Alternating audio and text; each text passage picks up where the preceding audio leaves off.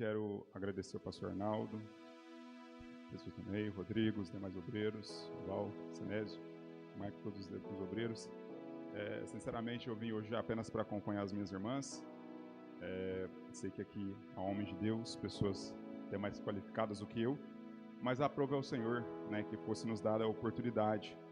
Então, quero compartilhar com os irmãos uma palavra que se encontra em 1 Reis, capítulo de número 10. Quero estar lendo com a igreja do versículo 1 até o versículo de número 13. Aleluia.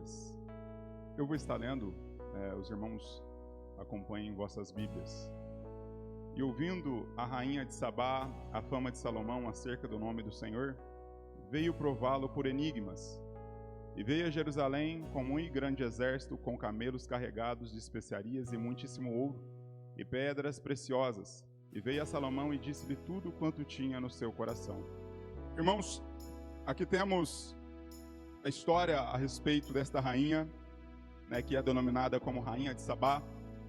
Alguns creem que ela veio da Etiópia ou do Iêmen, algum país do norte da África. E esta mulher, ela ouve a respeito da fama de Salomão, da sua sabedoria, da sua riqueza. E ela resolve então, com seus próprios olhos, contemplar Salomão, estar com Salomão, para ver se aquilo que falavam a respeito dele era verdade ou não. Tamanhas eram as coisas que se falava a respeito de Salomão, que esta mulher, ela chega a duvidar. Ela crê que aquilo é uma mentira. Então ela vai para provar, para experimentar, para testificar se havia grandiosidade em Salomão, sim ou não.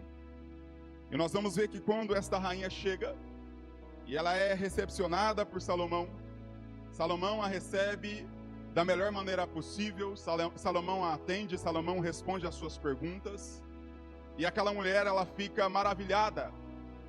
A Bíblia diz que ela foge de si quando ela ouve as palavras de Salomão.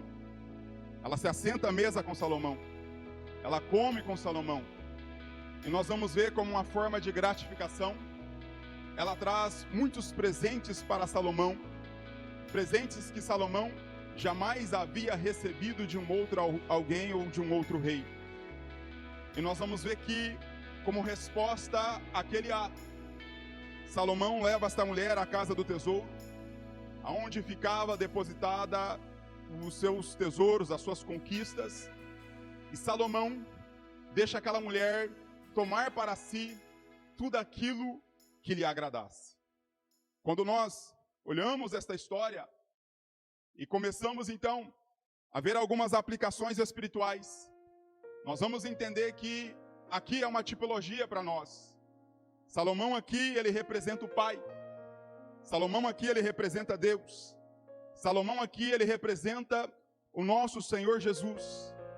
Vamos ver que a rainha de Sabá, ela representa eu, ela representa você, ela representa o ser humano.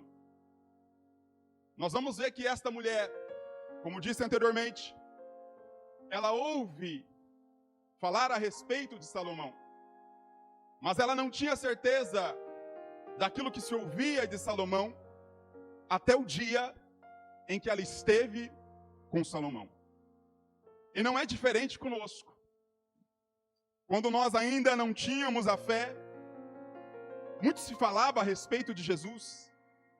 Eu mesmo assistia filmes em relação à pessoa de Jesus, mas nunca havia estado com Jesus. Mas a partir do momento em que eu entrei em uma igreja, não por curiosidade, não por uma questão banal, mas que eu entrei de fato para estar com Jesus, a minha vida foi mudada, a minha vida foi transformada.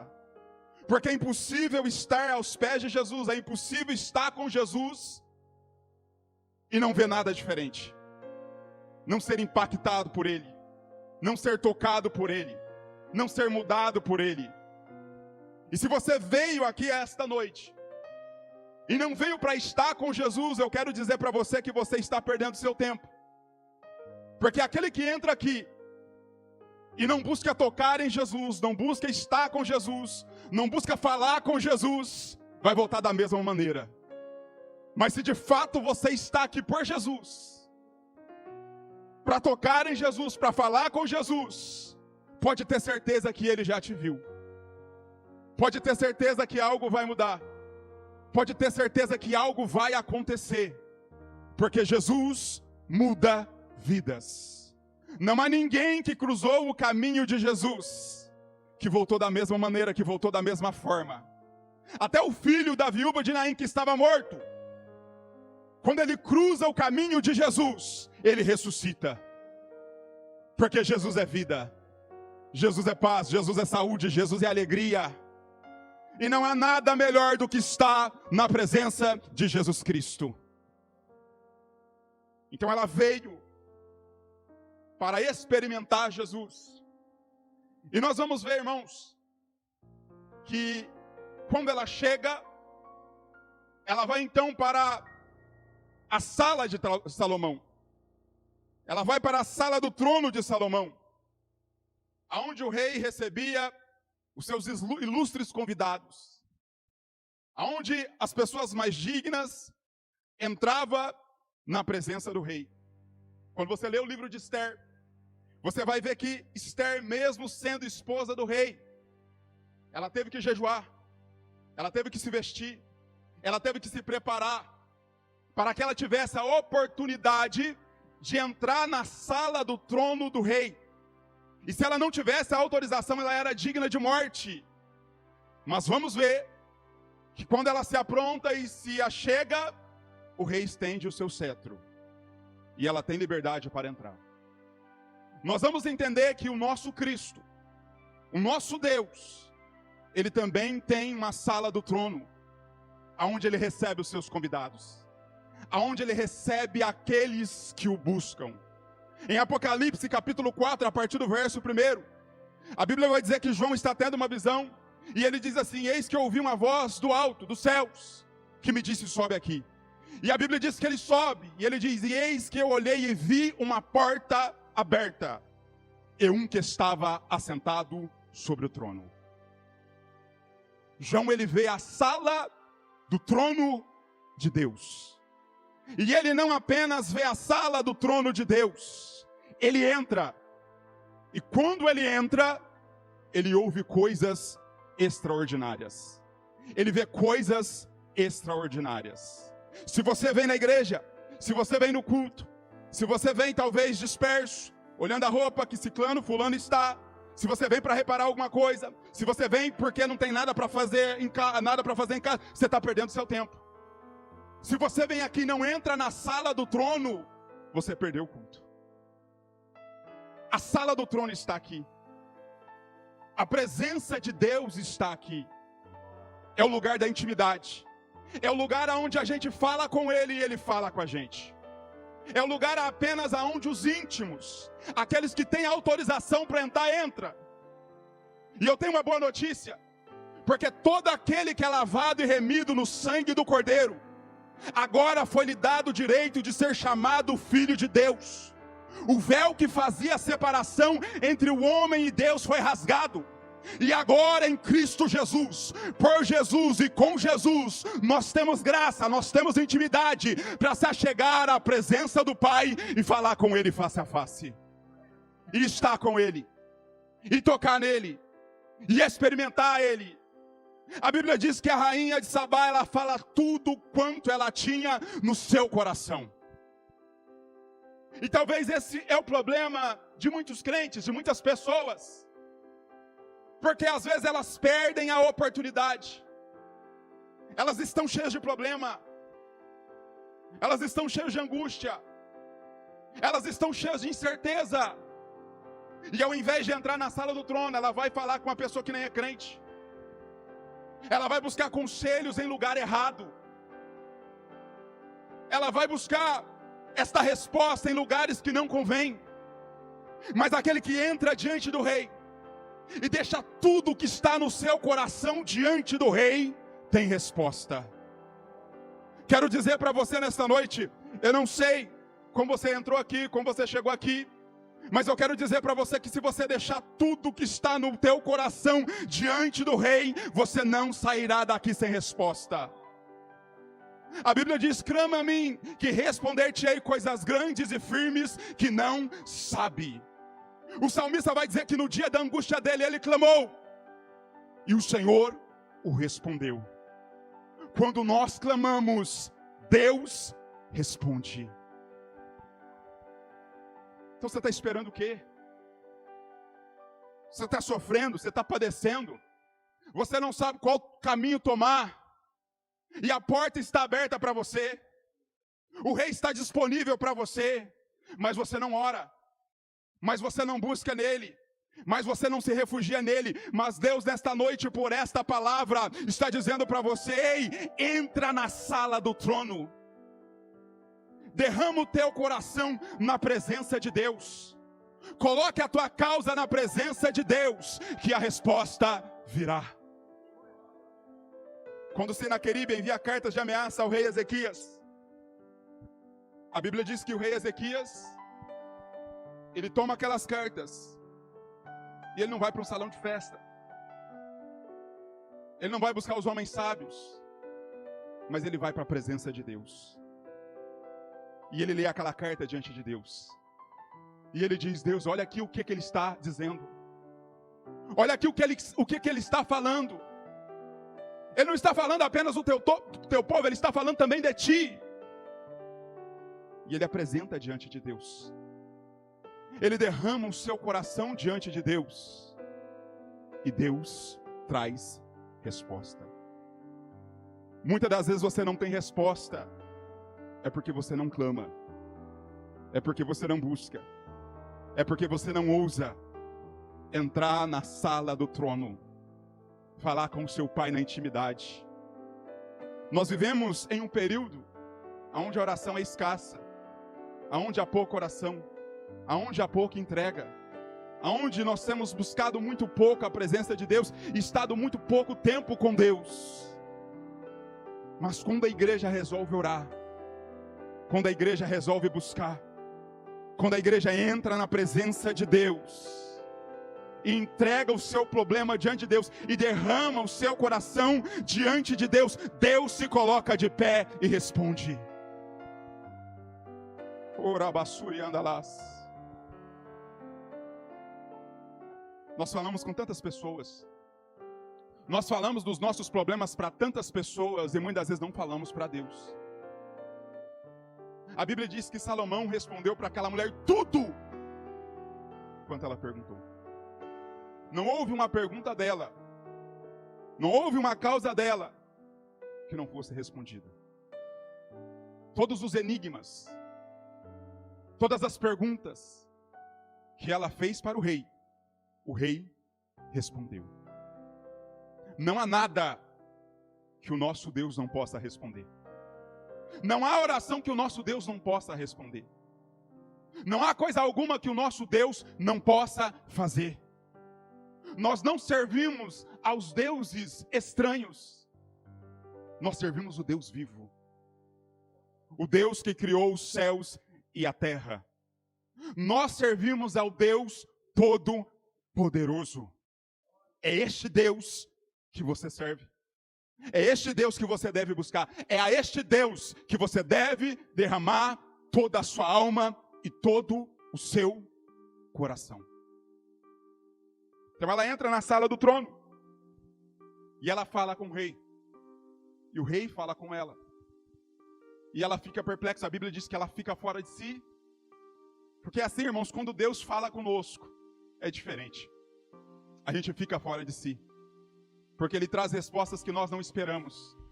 Este Deus a qual nós servimos é o Deus que nos surpreende, Ele sempre tem algo a mais a falar, Ele sempre tem algo a mais a fazer, Ele é o nosso Deus.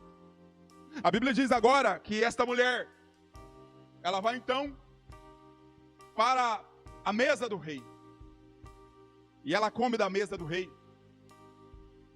e ela prova daquela comida, e ela fica perplexa com a comida do rei, e não só apenas com a comida do rei. Quando ela olha para os servos do rei, ela fica admirada, Quando ela olha para os copeiros do rei, ela fica admirada de tamanha beleza, de tamanha graça, de tamanha glória. E ela se alegra com aquilo. Ela se alegra pelo fato de ter participado da mesa do rei. Quando nós olhamos para a Bíblia, olhando a cultura antiga, nós vamos entender que todo rei, ele tinha esta sala, chamada sala do banquete. Se você abrir a sua Bíblia em Daniel capítulo 5, a partir do versículo 1, você vai ver que o rei Belsazar, ele convida 5.000 homens. E ele se alegra com os 5.000 homens. Ele se banqueteia com os 5.000 homens. Era algo cultural dos reis antigamente. Só se assentava à mesa aquele que era especial, aquele que tinha alguma nomenclatura. E esta mulher, ela tem o privilégio de se assentar à mesa com Salomão e provar da comida de Salomão. Em Mateus capítulo 12, se eu não me engano, versículo 48, Jesus ele vai dizer: aqui está aquele que é maior do que Salomão. Isaías capítulo 26, versículo 5, a Bíblia diz que Deus está preparando um grande banquete. Se você entra aqui e não se assenta na mesa, você volta para casa do mesmo jeito, da mesma maneira. O culto é isso. O culto, irmãos, ele não é apenas para você admirar se eu estou falando bem, se eu estou falando mal, se eu estou falando algum versículo fora, se o irmão desafinou, se a irmã desafinou. Não, o culto é estar com Deus. É olhar para Deus. É entregar o que você tem para Deus. É comer da mesa do rei. O culto é estar na presença do rei. Se você entra aqui e não se banqueteia, não se delicia da presença do rei, você está perdendo o seu tempo. A mesa já está posta. Quando nós falamos de mesa, nós estamos falando de sustentação. Quando nós falamos de mesa, nós estamos falando de palavra. Quando nós falamos de mesa, nós estamos falando de vida. Não há como entrar aqui e não ser sustentado, não ser alimentado. Salmo 80 vai dizer: abre a tua boca e te encherei. Não há ninguém que entre aqui desejoso que não volte alimentado, que não volte saciado, porque nós servimos o Deus que sustenta. Banquete representa a palavra, representa a direção, representa sustentação. E Deus, ele quer que você seja sustentado pela palavra dele. A Bíblia vai dizer em 1 Samuel que naqueles dias a palavra de Deus, ela era rara, ela era escassa. Não existe firmeza, não existe sustentação sem palavra de Deus, sem estar na mesa do rei. Deus nesta noite está colocando uma palavra diante de ti. Crente que não tem firmeza na palavra vai desfalecer. Crente que não se orienta pela palavra vai desfalecer. Crente que não se alimenta da palavra vai desfalecer. Nós vivemos períodos, é interessante, às vezes nós saímos aí para pregar, e a percepção que nós temos, está aqui o Ney, está aqui o Val, é que a palavra de Deus, ela está sendo menosprezada por muitas igrejas. Esses dias eu fui pregar numa igreja, não vou aqui mencionar o nome da igreja por questão de ética. Irmãos, Jesus é minha testemunha, que eu não estou mentindo. Ocorreu o culto, ocorreu o louvor, ocorreu tudo. E aí foi me passada a palavra. Quando foi me passada a palavra, do meu lado direito se levantou os músicos, e eles saíram de dentro da igreja e foram para a calçada. Algumas pessoas saíram da igreja, e não vem dizer que era algo contra mim, porque as pessoas que estavam ali nem me conheciam direito. Saíram também da igreja, no momento da palavra, no momento onde Deus fala, no momento onde Deus revela, no momento onde nós somos sustentados. O que acontece no mundo físico se você não come? Você fica fraco, você começa a desfalecer. Se você ficar muito tempo sem comer, você vai desfalecendo, ao ponto que causa a morte. Seus órgãos começam a falhar e você morre. No mundo espiritual não é diferente. Uma igreja sem palavra morre. Um crente sem palavra morre. Esses dias eu conversava com meu cunhado, ele é músico. E aí a gente estava falando, ele falou, mas você prega, então você tem que ler a Bíblia. Irmãos, a Bíblia não é só para quem prega. A Bíblia é para todo aquele que crê, é para o crente. Seja você regente, seja você levita, seja você porteiro, seja você que está chegando agora, seja você músico do coral, a Bíblia é para todos. Ler Bíblia não é um dever apenas do pastor, do pregador, do obreiro. Não, ler Bíblia é direção da vida do crente. Bíblia é coisa de crente. E é por isso que muitas vezes nós vamos ver muitas pessoas sendo levadas por ventos de doutrina. Crentes sem direção, crentes fracos, porque não tem palavra.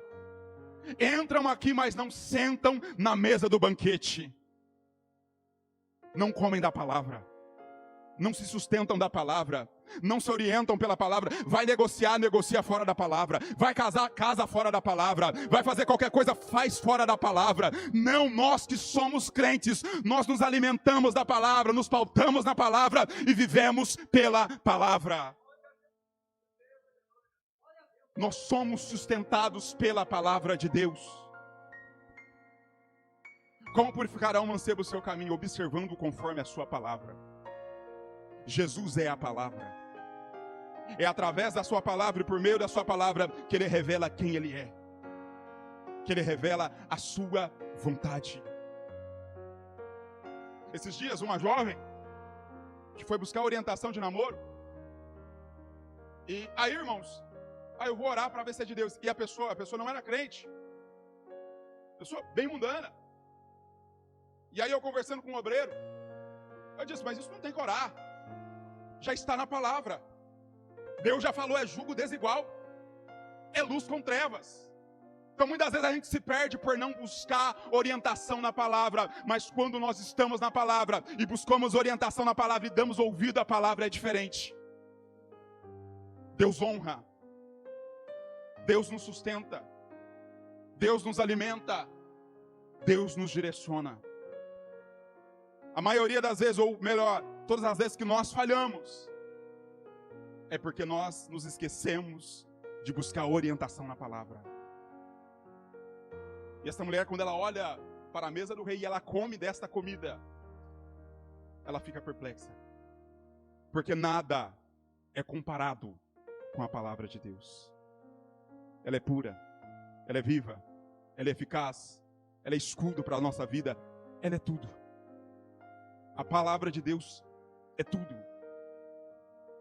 Mas ela se banqueteia e ela fica admirada, porque os trabalhadores que estavam ali e que comiam da mesa do rei, havia vida neles. Havia graças deles. Quando um crente, irmãos, se pauta, não apenas, isso vale para toda a igreja, quando nós nos pautamos na palavra de Deus, há vida em nós. E por último, essa mulher agora, ela vai ofertar. Ela vai presentear o rei Salomão. E ela dá 120 ciclos de 120 talentos de prata, que são aproximadamente 4.200 quilos de ouro. E não era qualquer ouro. Era ouro de Ofir. De uma qualidade especial. De uma qualidade acima, de uma qualidade rara. E ela dá algo exclusivo a Salomão. Ela oferece algo exclusivo a Salomão. Ela entrega a Salomão algo que Salomão nunca havia recebido de ninguém, como disse no início. Isso traz um significado para nós. Isso aqui representa a oferta dela, a entrega dela. E nesta noite nós somos a rainha de Sabá. A nossa entrega tem que ser a melhor. O seu louvor tem que ser o melhor. O seu coração deve ser sincero. A entrega que você faz diante de Deus tem que ser o melhor. Nós vamos em Malaquias capítulo 2. Que Deus, ele fica triste. Ele fica irado. E Deus começa descrevendo, vocês têm me honrado. E os judeus perguntam, em que temos te desonrado? E ele diz assim, olha, vocês estão trazendo pão mofado diante de mim. Estão trazendo animais mancos diante de mim. Tem me oferecido o resto. Tem me oferecido qualquer coisa. E eu não me agrado disso. não há sinceridade no vosso coração. A Bíblia vai dizer no capítulo 2 de Malaquias que Deus estava enfadado da hipocrisia deles. O nosso Deus merece o melhor. Ele é digno de toda honra, toda glória, todo louvor, toda aceitação. Se for fazer, faça para a glória de Deus. Se for entregar, faça para a glória de Deus. Se for doar, doe para a glória de Deus. Faça o seu melhor para Deus. Entregue o que há de melhor para o teu Deus. Porque Ele é digno de toda honra, toda glória, todo louvor e toda aceitação. E aquela mulher parece, então, surpreender Salomão. Só que não. Aí Salomão leva ela na casa do tesouro, onde estava toda a sua riqueza. Ele era o homem mais rico da terra. E Salomão fala para ela: agora é a minha vez. Escolhe o que você quiser. Escolhe o que te agrada. E pega. E toma. Porque Deus sempre tem mais para nos dar do que nós a oferecer a Ele. Deus sempre tem mais. A gente acha que às vezes está oferecendo algo tão precioso e grandioso para Deus, e nós não temos o entendimento do que Deus é capaz de fazer. Ele sempre tem mais. A Bíblia diz que os caminhos dele são mais altos que os nossos caminhos. A Bíblia diz que os pensamentos deles são mais altos que os nossos pensamentos. Esses dias atrás estava dando aula para os adolescentes, para os jovens da Vila Santa Rosa. E aí eu fiz uma dinâmica com eles e disse assim: olha, pega um papel. Eles pegaram o papel e falaram assim: agora você escreva o seu maior sonho. E eles escreveram o seu maior sonho. E eu disse: olha, sonho de Deus, o que Deus tem para você é muito maior do que isso que você escreveu. Porque Deus sempre vai além. A sala da tesouraria é a sala da resposta. A sala da tesouraria é a sala da bênção. A sala da tesouraria é onde estão os mistérios de Deus. É onde Deus se revela. Paulo disse: ó, com profundidade de riqueza, do saber, do conhecer de Deus. E eu não me refiro apenas às coisas materiais. Eu me refiro também às coisas espirituais.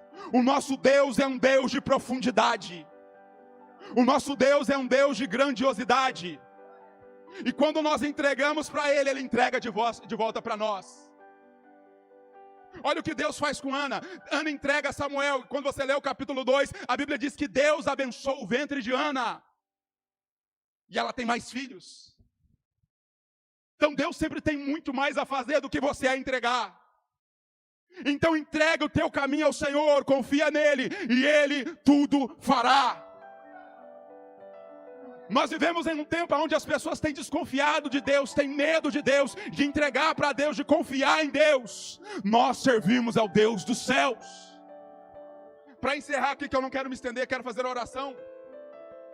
Para entender como você entra na sala do trono. Em 2020, meu filho estava para entrar na escola. E eu queria que o meu filho fosse estudar na escola Nancy, a escola aqui da São Domingos. E quando chegou janeiro, eu fui na escola e a mulher disse: não tem vaga, é difícil, é por endereço. Como você mora na Vila Santa Rosa, não tem como. Aí eu comentei com a minha mãe, minhas irmãs estão aqui de testemunha. Comentei com a minha mãe e ela disse: olha, nós temos uma prima lá. Vamos pegar um endereço lá de São Domingos, perto, vamos entregar. E aí não tem como, né? A nossa prima faz o caminho lá e vai matricular ele lá. Minha mãe não é crente. Eu disse: agora é a hora. Eu disse: não. Se for para ele estudar lá, ele vai estudar lá, mas eu não vou mentir. Eu vou entrar na presença de Deus. E se Deus tiver de fazer, Ele vai fazer. Porque Deus é dono de todas as coisas. Deus é dono da Nancy, do Maestro. Deus é dono da Funvic, Ele é dono da Metalúrgica, da Cairu. Ele é dono de tudo, todas as coisas. Toda a terra e toda a plenitude é dele. Ele tira de onde quer, põe onde quer. Ele abre vaga, Ele fecha a vaga. Ele é Deus. É por isso que você precisa confiar nele e entregar para Ele a tua causa. Na época, período de trabalho, eu tive que ir para Erceburgo. E eu tinha matriculado meu filho em Erceburgo porque eu ia morar lá, mas devido à pandemia eu tive que voltar. Quando eu voltei, eu fui na Secretaria de Educação. Eu tinha orado a Deus, antes pedindo, mas eu tinha até esquecido. Porque aí veio a pandemia e tal. Eu fui na Secretaria de Educação. E quando eu fui lá, a mulher disse: olha, eu vou te dar um papel. O senhor leva o seu filho em alguma escola, leva esse papel em alguma escola, você matricular ele. E aí eu fui na Barreto Coelho, que fica do lado. A mulher disse para mim, ó, não tem vaga aqui. Eu disse, ó, vou na Nancy então, né? Vamos tentar. Quando eu cheguei na Nancy, fui falar com a secretária. Falei, olha, eu tô aqui, tô vindo de Erceburgo e tal. Ela disse, olha, tem 7 vagas. Teu filho está matriculado. Você não precisa buscar atalho, você não precisa mentir. Você não precisa ser descrente, ser falso, ser mentiroso. Você só precisa clamar e confiar nele. Tem muito crente buscando atalho e não entra na sala do trono. Basta você entrar na sala do trono. Você serve o Deus que abre portas. Ano de 2007, estou vendo o veterano ali. Eu fiz um curso de mecânica na industrial. E aí, eu queria entrar na ferramentaria, na parte de mecânica. Só que eu era recém-contratado, havia uns 50 na minha frente. Eu disse, Deus, se tu és Deus, me coloca na ferramentaria. Eu orei a Deus e entreguei a Deus. Não passou um mês, o veterano, ele veio com a ideia de um curso para os recém-contratados. Não sei se o veterano lembra disso. Ele está ali, eu vi ele. Eu não sei, esse aí foi 2006, não sei se ele vai lembrar. E o veterano, sem saber, Deus já estava usando ele veio. E ele selecionou 15 pessoas e entre essas pessoas estava eu. Era para ensinar medidas de micrômetro e paquímetro. E aí a gente participou desse curso com o veterano. E como eu estava fazendo o curso, eu comecei a me destacar porque eu já sabia usar as ferramentas. E o veterano percebeu aquilo. E sem que o veterano soubesse, ele tinha acesso à ferramentaria, o cachaçinha, que era o torneiro, ia sair de férias. E aí ele precisava indicar alguém. O que ele indica? Ele indica eu. Conversa com o prata me leva para lá. Eu era recém-contratado, eu não tinha amigos lá, eu não tinha ninguém lá, mas eu tinha o Deus que eu sirvo, o Deus dos céus, que abre as portas dos céus, que tira a gente do último lugar da fila e coloca na frente. Luiz Paulo vai sair de férias, eu cubro a férias do Luiz Paulo, ele vai saber os nomes. O fulano vai sair, aí por fim eu fiquei lá. Porque quando Deus abre a porta, Ele abre a porta. Ele diz, eu sou aquele que tem a chave de Davi, que abre e ninguém fecha, que fecha e ninguém abre. Ele é Deus, Ele é o Deus eterno, Ele é o Deus que... Então você precisa confiar em Deus, você precisa entregar a Deus. Para de buscar atalhos, para de mentir, para de se envolver em rolos e confia no teu Deus, confia no teu Senhor, pauta a tua vida na palavra. Você não precisa mentir, você não precisa buscar atalho, você precisa confiar em Deus, na sua justiça, na sua palavra, porque você serve o Deus que é dono de todas as coisas. A igreja se coloca de pé. Quero fazer um apelo aqui nesta noite.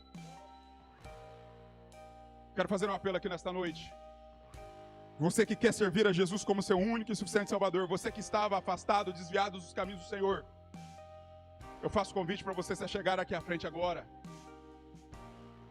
Quero estar orando pela tua vida. Alguém aqui nesta noite que quer entregar o seu caminho, quer entregar a sua vida a Jesus? Se houver alguém, vem aqui à frente agora em nome de Jesus, que nós estaremos orando pela sua vida. Alguém? Alguém que queira? Aleluia, pode você chegar aqui à frente em nome de Jesus. Glória a Deus. Aleluias. Aleluias. A mais, Edilane, Marilane, quer vir aqui? Quer firmar um compromisso? Vem aqui em nome de Jesus.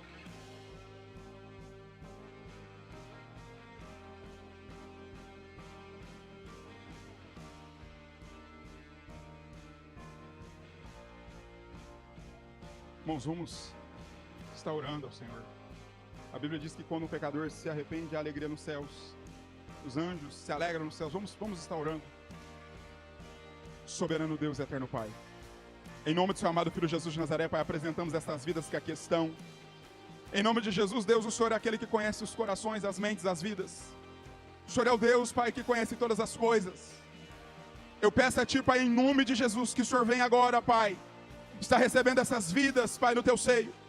Que o Senhor venha, Deus, está escrevendo o nome delas no livro da vida. Que Teu Espírito Santo, a partir deste dia de hoje, Pai, esteja sobre elas. Que a Tua mão, Pai, esteja sobre cada coração, cada vida que aqui está. Que o Senhor venha estar perdoando os pecados. Que o Senhor venha, Deus, está fazendo uma grande obra na vida dessas pessoas. Em nome de Jesus, ó Pai, clamamos a Ti. Em nome de Jesus, Deus, buscamos em Ti, Pai, a Tua graça e o Teu poder. Manifesta a Tua graça, manifesta a Tua virtude. Em nome de Jesus, Pai, salva, faz a obra. Em nome de Jesus.